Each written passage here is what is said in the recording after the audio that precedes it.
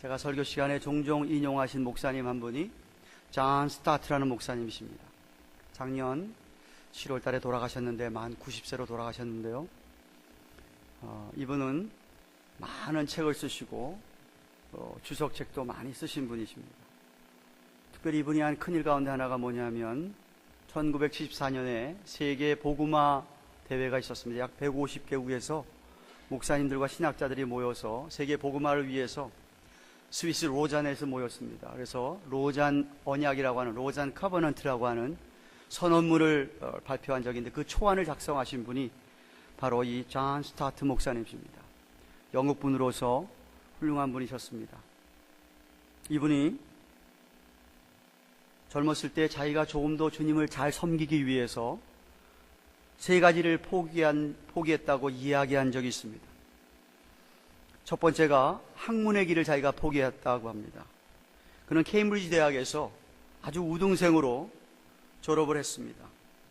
그래서 교수들을 비롯해서 많은 사람들이 그가 교수의 길을 가기를 원했습니다.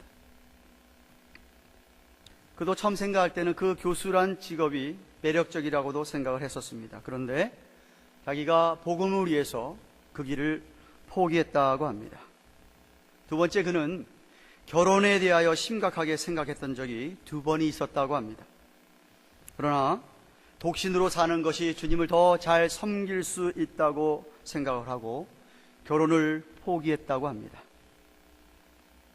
그는 자기가 그렇게 책을 많이 읽고 또 많은 책을 쓸 수 있었던 것이, 주석책을 쓸 수 있었던 것이 결혼을 하지 않았기 때문이라고 말합니다.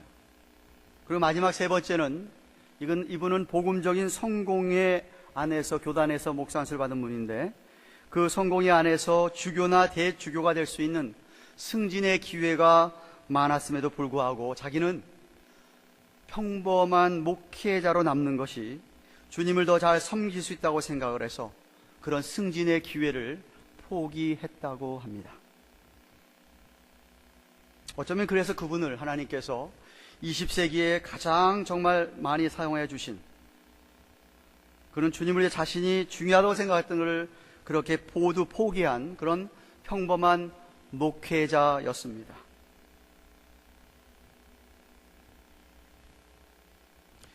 뿐만 아니라 여러분이 잘 아는 아프리카 선교사로 수고하시다가 돌아가신 알버트 슈바이처 의사 목사이신 분도, 그도 자기가 주님을 위해서 세 가지를 포기했다고 합니다. 그는 무엇보다 자신의 음악을 버렸다고 합니다. 그 알버트 슈바이처 박사의 올겐 솜씨는 정평이 나서 베를린 필하모닉 오케스트라 단원으로 뽑힐 정도로 탁월한 수준의 연주를 할 수 있었다고 합니다. 근데 과감하게 그분은 그 좋아하는 음악 버렸습니다. 포기했습니다. 뿐만 아니라 그는 자신의 철학도 버렸다고 합니다. 그는 이미 젊었을 때에 대학에서 철학을 강의하고 있었다고 합니다. 근데 그것도 그는 내려놓았습니다. 세 번째, 그는 자신의 경제적인 독립을 포기했다고 합니다. 그런 것들을 포기하고 당시에 유럽이 아프리카를 정복해서 식민지화할 때, 바로 그때 그 검은 대륙인 아프리카에 가서 의사로 봉사를 하고 결국 거기서 죽었습니다. 성경에서뿐만 아니라 성경에서 나타난 우리의 훌륭한 신앙 선배들뿐만 아니라 기독교 역사상 정말 귀한 삶을 살다 가신 분들은 자기가 이 세상에서 누리고 싶은 것을 다 누리고 소유하고 싶은 것들 소유하면서 살다 간 사람들이 아니었습니다. 그들은 모두 다 하나님의 은혜를 체험한 후에 예수 그리스도를 인격적으로 만난 후에 하나님의 나라와 의를 위하여 주의 영혼들을 너무 소중하게 생각하면서 자신들이 갖고 있던 옥합을 과감하게 깨트려서 영혼들을 섬겼던 그런 분들이었습니다. 세상 사람들은 그렇게 귀하게 여기는 명예나 안정된 삶이나 직책 등을 과감하게 하나님의 나라와 다른 영혼을 위하여서 버리고, 아니 자기가 그렇게 좋아하던 취미생활조차도 다 버리고 다른 사람들 발 앞에 꿇어앉아 그들의 발을 씻긴 사람들이었습니다. 이 세상에서는 어떤 사람들을 인정합니까? 자기가 갖고 있는 실력, 재력, 물력, 자기가 갖고 있는 주운 걸 다 써야지 그 사람을 인정합니다. 자기를 위해서 시간을 쓰고 돈을 쓰고 정력을 다 쓰고 자기 권리라고 한다면 무엇인지 다 찾아먹고 주장하고 써야 만족을 합니다. 또 그런 사람이야말로 세상에서 인정을 받고 그 사람 참 똑똑한 사람이라는 소리를 듣습니다. 조금이라도 자기에게 주어진 권리를 포기하는 사람, 양보하는 사람, 바보 취급을 받습니다. 이런 세상 사람들에게는 오늘 성경 본문 같은 말씀 전혀 이해가 되지 않는 말씀입니다. 오늘 본문의 말씀에서 사도 바울은 이미 7장 1절서부터 16절까지 이야기한 독신의 은사에 대하여 조금 더 부연 설명을 하고 있는 본문입니다. 독신의 삶이 왜 유익한가? 독신으로 있으면 그는 아무 곳에서 얽매여 있지 않기 때문에 전심으로 주를 위하여 정말 하나님 나라를 위하여 섬기고 살 수 있지만 결혼을 하게 되면 전심으로 주님을 섬기지 못하고 마음이 나뉘어지기 때문입니다. 그래서 남자나 여자나 혼자 살 수 있으면, 혼자 지낼 수 있으면 혼자 지내라고 합니다. 물론 앞서 살펴보았듯이 누구나 독신으로 살아야 된다는 것 결코 아닙니다. 본문의 초점은 정말 하나님의 은혜를 체험한 사람들이라면, 인격적으로 주님을 만난 사람들이라면 결코 자신만을 위해서 살 수 없다라는 것입니다. 자신의 귀한 옥합을 깨뜨려 하나님 나라를 위하고 다른 사람들을 위한, 영혼들을 위한 삶을 살게 된다는 말입니다. 여러분의 현재 주어진 자리가 어떤 자리인지 알 수 없습니다만 어찌하든지 그 자리에서 여러분 주님을 전심으로 섬기고 계십니까? 분명히 결혼해서 얻는 기쁨, 축복 있습니다. 행복이 있습니다. 그것이 잘못되었다는 이야기를 지금 사도 바울이 하고 있는 것 아닙니다. 그런 것도 소중한 것이 하나님께 받은 축복입니다. 그런데 바울은 할 수 있으면 결혼을 포기해서라도 주님을 섬기라고 합니다. 만약 결혼을 해서 주님을 전심으로 섬길 수 없다고 한다면 말입니다. 본문을 다시 보십시오. 32절부터 34절 이렇게 얘기합니다.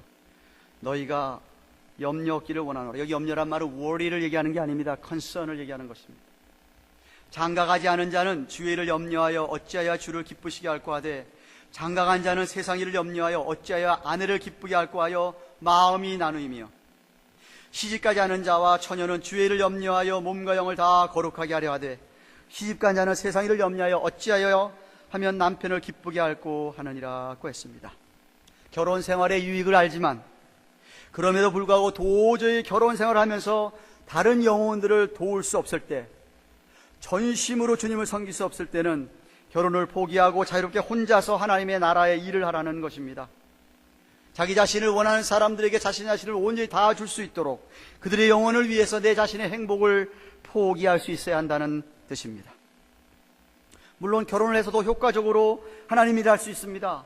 다른 영혼을 위하여 더 열심히 일할 수도 있습니다. 가정이라고 하는 것은 사람을 얼마나 안정하게 합니까? 내 자신뿐만 아니라 다른 사람에게도 안정감을 느끼게 합니다. 사실 은사도 받지 않았으면서도 어설픈 독신주의는 문제를 불러일으킬 수 있고 오해를 할 수 있습니다. 생각해 보십시오. 제가 싱글이라고 한다면 제가 어떻게 감히 어느 여자 성도에게 그렇게 나이스하고 친절하게 할 수 있겠습니까? 오해하죠. 저 목사가 나 좋아하나 보다 오해하잖아요. 사랑하나도 오해하잖아요. 저는 제 아내밖에 사랑 안 합니다. 오해하지 마세요. 주 안에서 사랑할 뿐이죠. 그런데 여기서 바울이 이야기하고 있는 건 뭡니까? 일단 아내나 남편이 없으면 온전히 다 100% 모든 것 다 주를 위해서 시간과 정력을 다른 사람을 위해서 헌신할 수 있다라는 말입니다. 사실 여러분 혼자 살면 재산을 모을 필요가 없지요. 부양할 가족이 없으니까 말입니다. 그런데 가족이 있기 때문에 집도 있어야 되고 돈도 있어야 되고 가족을 위해서 시간도 할애해야 합니다. 가족이 아프면 다른 사람을 돌볼 수가 없습니다. 잠시라도 염려를 해야 합니다. 또한 혼자 있으면 언제든지 마음만 먹으면 어디든지 떠날 수 있습니다만 가족이 있으면 쉽지 않습니다. 예를 들어서 한번 들어가면 도저히 나올 수 없다고 여겨지는 그런 오지에서 선교하기를 원하실 때에, 복음을 전해야 할 때에 영혼들을 위하여 결혼을 포기할 수도 있다라는 뜻입니다. 마치 전쟁을 하러 가려는 사람들이, 군인이 이 전쟁은 가서 치열한 전투 가운데서 죽을 줄 모르는데 그 사람이 결혼한 사람이라고 한다면 어떻게 두고 간 아내와 자식 생각하면서 용감하게 나가서 일선에서 전투할 수 있겠느냐는 말입니다. 물론 혼자 지낼 만한 분들은 혼자 지낼 수 있는 힘이 있어야 됩니다. 제가 이미 7장 1절부터 16절 말씀할 때 얘기했습니다. 젊은 내가 일어나는 성욕, 섹슈얼 디자이어를 자제할 수 있는 절제의 힘이 있어야 됩니다. 아니면 그런 것은 자기 자신에게 별로 큰 의미가 없어서 유혹을 전혀 받지 않을 수 있어야 합니다. 다시 말하면 혼자 있음으로 해서 다른 사람을 넘어지게 하거나 내가 유혹을 전혀 받지 않을 수 있어야, 그래야 그렇게 사역할 수 있습니다. 그래서 감당할 수 있게 하시기 때문에 하나님께 주신 은사라는 말을 사용한 것입니다. 그러니까 모든 신자가 다 그렇게 다른 영혼에서 온전히 자신의 삶을 드리는 사역으로 부름받은 것은 아니라는 말씀입니다. 그래도 여러분들이 정말 다른 영혼들을 보살피고 영혼들을 구원해내고 싶고 그들을 주 앞으로 정말 인도해내서 여러분같이 행복한 주님과 같이 동행하는 삶을 원하시고 그들을 위해서 일하시기 원하시고 쓰임받고자 원하신다면 여러분 대인관계가 복잡해서는 안 됩니다.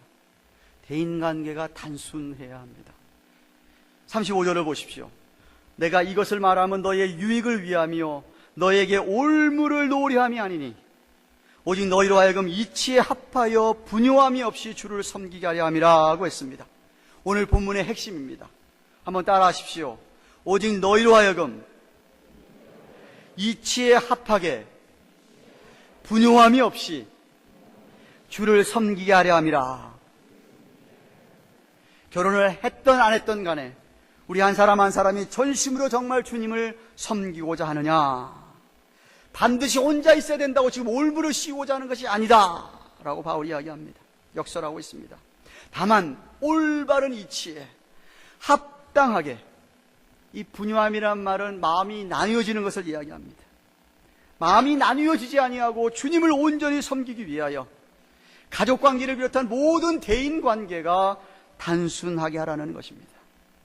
사실 여러분 결혼만 예를 들어 봅시다. 여러분 결혼이라고 하는 것이 내가 사랑하는 남자나 여자하고만 결혼하고 끝나는 것이 아니지 않습니까? 여러분 결혼은요 그 사람 가족 전체하고 결혼하는 겁니다. 그 사람하고 결혼하면서 여러분 새로운 관계가 정립이 되는 거예요. 세워지는 거예요. 그걸 아셔야 됩니다. 그런데 그 관계가 불편해지고 힘들어지면 결혼 생활이 힘들어지는 거예요. 그 관계를 잘 맺어야 결혼 생활이 무난하게 잘 할 수 있지 않습니까? 근데 특히 여자들 가운데도 그 관계를 잘 못 맺어서 시집살이를 아주 힘들어하는 것을 봅니다. 시어머니에게 무슨 얘기 조금만 들어도 힘들어하고 시누에게 무슨 얘기만 들어도 힘들어하죠. 왜죠?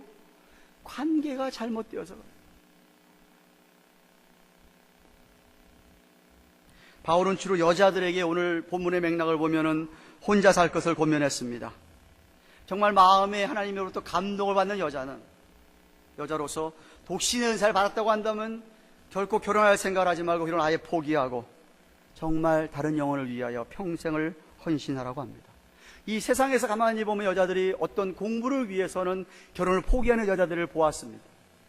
결혼하면은 남편 도와야 되죠, 내줘야 되죠, 자식 키워야 되죠 하니까 정말 이 어떤 학적으로 업적을 남길 만한 공부를 하려면은 힘듭니다. 그래서 어떤 그 위치의 성취를 하기 위해서 아예 결혼을 포기하고 공부하는 사람들 꽤 있습니다. 그런데 바울은 하나님 나라를 위하여, 다른 영혼들을 섬기기 위하여 결혼을 포기하고 한평생 삶을 드리라고 말하고 있습니다. 그런 여자들이 할 수 있는 사역이 무엇일까요? 쉽게 생각하면 예를 들어 고아를 돌본다든지 병자들을 병원에서 병자를 돌보는 일일 것입니다. 그래서 우리 선교 초기에 우리나라에도 보면 처녀로 선교사로 와가지고 평생을 요양원이라든지 병원이라든지 고아원이라든지 이런 데서 살다간 분들이 많습니다. 좋은 예지요. 바울은 이어서 자녀들을 위한 헌신에 대해서 말하고 있습니다. 36절부터 38절을 보시면은 누가 자기의 처녀 딸에 대한 일이 이치 합당치 못한 줄로 생각할 때에 혼기도 지나고 그같이 할 필요가 있거든 마음대로 하라. 이것은 죄 짓는 것이 아니니 혼이 나게 하라. 그러나 그 마음을 굳게 하고 또 부득이냐 일도 없고 자기 뜻대로 할 권리가 있어서 그 처녀 딸을 머물러 두기로 마음에 작정하여도 잘하는 것이니라. 그러므로 처녀 딸을 시집 보내는 자도 잘하거니와 시집 보내지 아니하는 자가 더 잘하는 것이니라고 하였습니다. 여기서 말하는 부모는 아주 신앙이 독실한 부모를 얘기합니다. 정말 주님에게 온전히 100% 헌신된 부모입니다. 당시에 유대인들은 신자들은요 부모가 자기의 딸이나 아들을 정혼을 시켜서 짝을 쥐어주어서 결혼시켰습니다. 우리나라도 옛날에 그랬다고 하지 않습니까? 그런데 이 부모가 신앙이 독실해서 내 이 딸을 결혼하지 말고 온통 주를 위해서 그렇게 보냈으면 좋겠다라고 아무도 짝을 안 지어주는 거예요. 그런데 자기 딸이 홍기가 다 찼습니다. 근데 딸이 결혼을 하고 싶어 한다 이 말이에요. 그럴 때 부모가 양보하고 딸을 혼인하게 하라. 그것도 잘하는 거라고 오늘 바울이 이야기하고 있습니다. 옛날에 우리 부모님들 보면은 믿음이 좋으신 부모님들, 목사님들 보면은 자식 낳으면은 얘를 목사로 서원하는 분들 많죠, 그죠? 네. 우리 장인어른 살아계실 때요, 우리 막내 아들이 진석이잖아요. 한 살도 된 아내를 가지고 딱 들고서 한진석 목사 이러시던 분이었어요. 네. 부모가 그런 마음이 있어도 자녀가 그런 마음 안 생기면 결혼하게 하라 이거예요. 내가 서운했다 그래가지고 그냥 아이를 갖다가 자녀를 갖다가 너도 주의를 해야 된다고 막 푸시하고 프레셔 주면 자녀들이 불만을 많이 가질 수 있다 이 말이죠. 잘못될 수 있습니다. 그래서 자녀가 결혼하기 바라느냐? 결혼시켜라. 혼인시켜라. 그런데 만약에 자녀들이 부모의 헌신된 모습을 바라보고 나도 저렇게 헌신하며 살아야지 하고 결혼을 포기하면 그거 정말 잘하는 거니까 그렇게 하도록 해라 하는 것이 바울의 초점입니다. 그 길을 막지 말라는 겁니다. 사실 사람들이 하나님의 어떤 특별한 일에 부르심을 경험할 때에는 어떤 기가 막힌 사건을 통하여서 자기 안에 하나님께서 강한 충동을 허락하셔서 그 길을 가고자 합니다. 하지만 어떤 때는 믿음의 영웅들을 쭉 바라보고 자기의 멘토들을 쭉 생각을 하면서 혹은 부모님들의 그 헌신된 삶을 바라보고 자기도 그런 길을 가야지라고 생각을 할 때가 있습니다. 그럴 때 굳이 그들로 하여금 그 길을 포기하게 할 필요가 없다라는 뜻입니다. 아니, 적극적으로 격려해서 그 길을 가도록 해야 한다는 말입니다. 그런데 오늘날 우리 믿는 부모들이 어떻지요? 자기 자신을 주를 위해서 헌신할 수 있다고 이야기를 담대하게 하면서 자기 자녀들이 그렇게 헌신하겠다고 하면 두 손 들고 막지 않습니까? 다른 청년이 선교사로 나가겠다 그러면 참 잘한다, 축복해 주마, 기도해 주마 하다가도 자기 자신이 내가 선교사로 가겠다 그러면 두 손 들고 말리는 분들 아닙니까?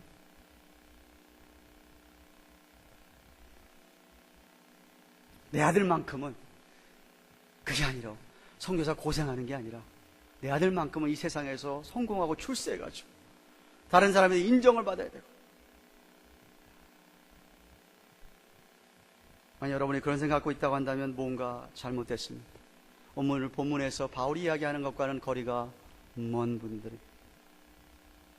마지막으로 바울은 과부된 자들에게 권면합니다. 39절 40절입니다. 아내가 그 남편이 살 동안에 매어 있다가 남편이 죽으면 자유하여 자기 뜻대로 시집갈 것이나 주 안에서만 할 것이 아니라 그러나 내 뜻에는 그냥 지내는 것이 더욱 복이 있으리로다. 나도 또한 하나님의 영을 받은 줄로 생각하노라고 했습니다. 요즘이야 그렇지 않지만 우리나라도 40-50년 전까지만 하더라도 우리나라 여자들은 남편이 죽은 후에 재혼한다고 하는 것은 사회적으로 용납하지를 않았습니다. 남편이 죽고 난 다음에 재혼을 하게 되면 대부분 욕을 먹었습니다. 그런데 남편이 죽은 후에도 계속해서 정절을 지키면 열려문을 세워가지고 칭송을 하고 했던 것이 우리나라의 문화입니다. 그래서 재혼하지 않습니다. 그러나 이 당시에 바울이 이 말씀을 기록할 당시에 사회적으로 남편이 죽으면은 금방 재혼한다고 해서 그것이 하나도 문제가 될 것도 없고 욕을 얻어먹는 일이 아니었습니다. 그래서 하는 이야기입니다. 재혼해도 괜찮다. 그런데 재혼할 때는 반드시 믿는 사람하고 해라. 주님 안에서, 주 안에서만 하라고 했습니다. 그렇지만 할 수 있거든 혼자 살라고 권면합니다. 이유는 앞에서 설명한 것 같은 맥락에서 남의 삶을 온전히 전심으로 주님을 위하여 섬기기 위해서입니다. 그것이 더 복 있는 삶이라고 말하고 있습니다. 사랑하는 교양가족 여러분, 말씀 맺습니다.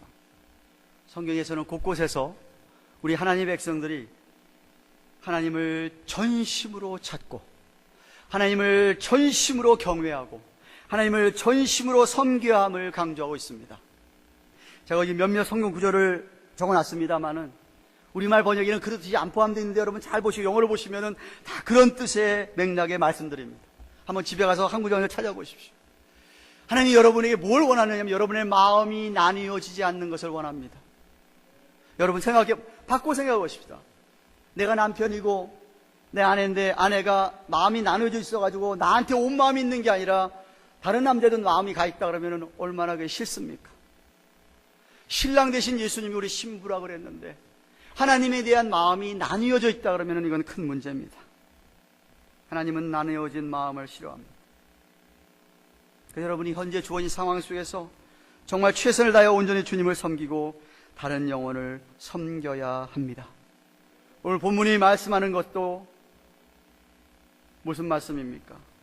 과거에도 그렇고 현재도 그렇고 자신의 삶을 주님께 온전히 헌신한 사람들은 모두 다 예외 없이 주님을 위하여 무언가를 버린 분들입니다. 무언가를 포기한 분들입니다. 어떤 사람은 주님을 위하여 온전히 헌신하기 위해서 결혼의 행복을 포기한 분들도 있고 어떤 사람들은 돈 버는 일을 포기한 분들도 있고 어떤 사람은 자신의 안락을 포기한 분들도 있고 어떤 사람은 자기 자녀들이 이 땅에서의 성공을 포기하기도 합니다. 심지어 어떤 사람은 자신의 생명을 포기하기도 합니다.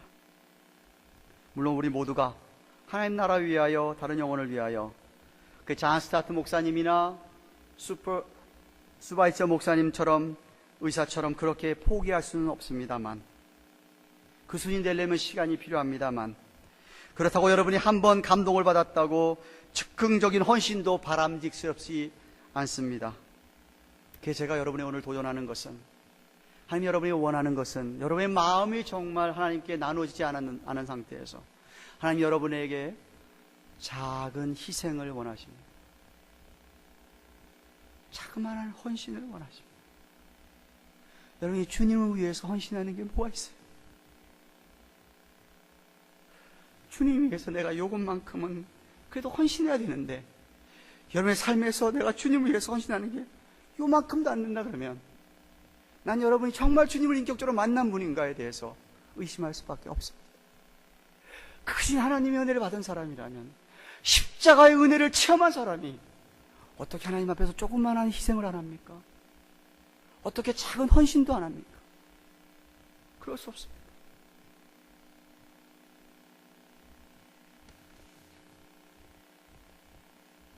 하나님 아버지 앞에서 내가 즐기고 인조할 수 있는 시간이 있지만 내가 이 시간 포기하고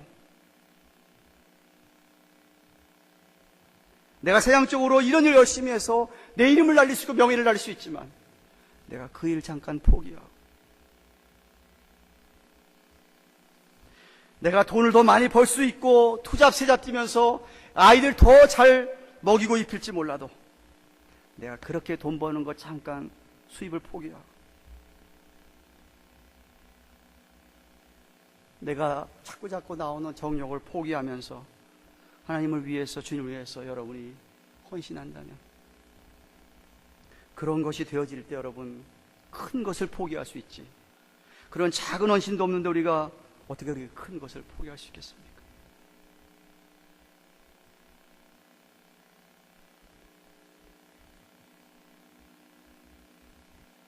아브라함처럼 100세에 받은 아들입니다. 얼마나 귀한 아들입니까? 그래서 하나님께서 내게 바치라 그랬을 때 아브라함은 조금도 주저없이 자기 아들을 데리고 모리아산으로 갔었습니다. 하나님은 벌써 다른 계획을 가지고 여러분에게 그 소중한 것 포기하라고 합니다.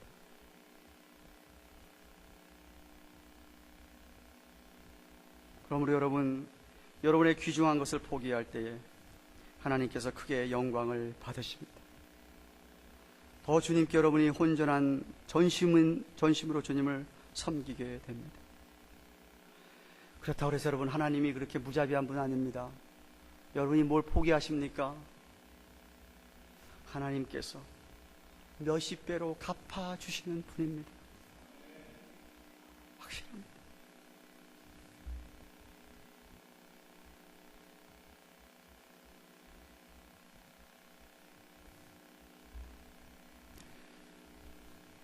제가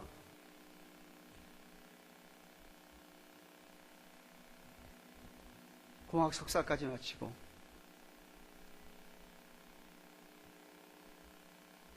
신학교를 간다 그랬을 때에 우리 처남이 믿음이 이렇게 탁월하지 않았었습니다. 저한테 내가 돈 대줄 테니까 비즈니스 하라고.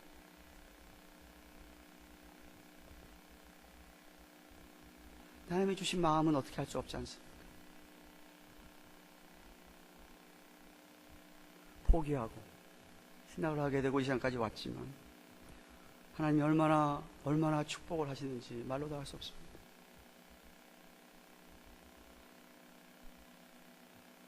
여러분, 주님 안에서 가장 아름다운 것이 옥합을 깨트린 여인처럼 귀중한 것을 하나님을 나라를 위하여 포기하는 것입니다.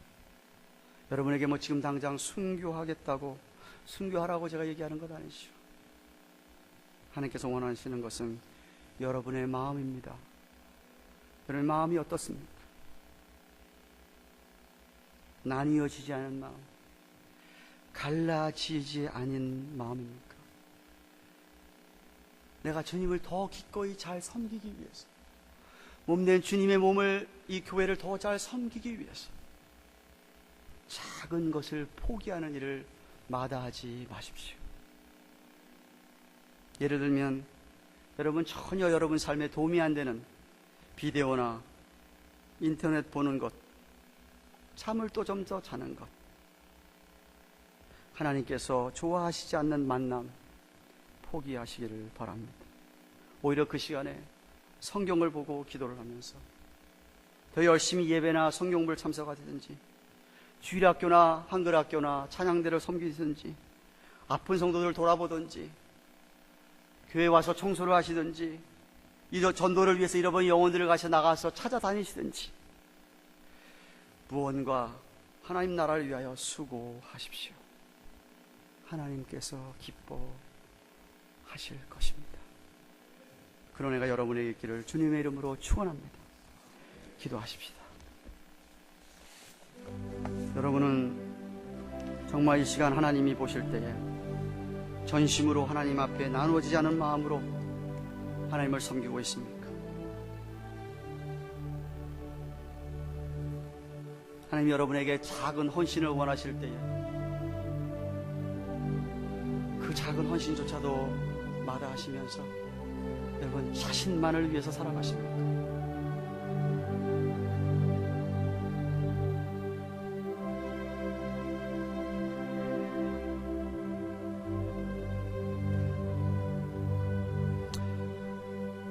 앞에 여러분의 마음이 온전히 전심으로 주님만 사랑합니다.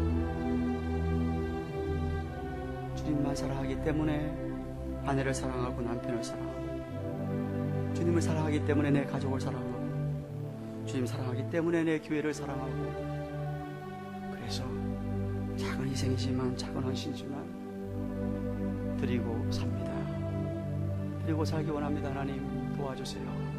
한번 같이 간절히 동성으로 기도하시기 바랍니다. 기도하십시다. 하나님